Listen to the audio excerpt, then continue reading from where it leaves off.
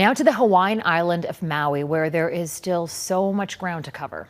Combing through the ashes of what were once homes, businesses, and cultural sites will take time. At least 111 people are known to have died in the wildfire, and that's with only 38% of Lahaina's burn zone having been searched. About 1,000 people are still missing. More than 2,000 buildings went up in flames, sending toxic fumes across Lahaina and into the sea. Our Neetu Garcha is on Maui. Neetu, while this recovery mission continues, there's fears about the impact of those toxins. Farah, Maui wildfire victims are facing another challenge, the threat of chemical contamination. Authorities here say fires have tainted the air, water, and soil, a risk to health likely to linger for months as the island tries to come to grips with grief while looking ahead to recovery. In the air, a mission against multiple wildfires burning on Maui. On the ground, a mission to feed those living in a community that's lost so much.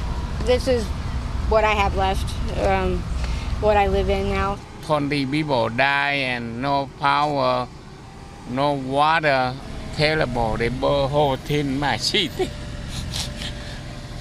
Just a word of caution for all these developers that thinking they're gonna come here and invest and buy our land. No way, it's not gonna happen. Stay away. Their town is filled with anguish and anger, but also hope. Across the island, there are scenes like this. We empty and fill this room 3 or 4 times a day. Displaced residents getting food, water, and baby products from this business converted into a distribution center. Most of the families who come through lost everything. And a family came in yesterday and they were obviously very much in shock. They didn't know where their family was. Before the road to the community reopened on Wednesday, volunteers were taking donations into the hardest hit areas by air and boat. Cami Irwin is among them. She says she saw desperation throughout Lahaina. Just feeling helpless. Like so many people, kids sitting up on the side of the highway with nothing.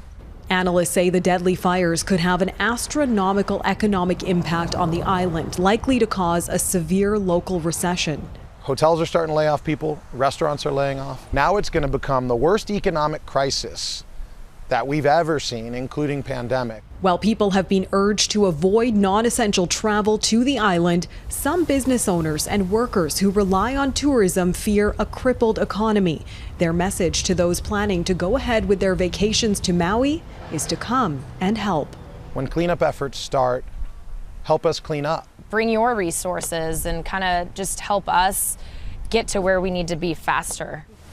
There are growing concerns about the future of Lahaina's rebuild. Residents we talked to say the future should focus on those who call the community home, especially people with deep generational and ancestral connections to this land.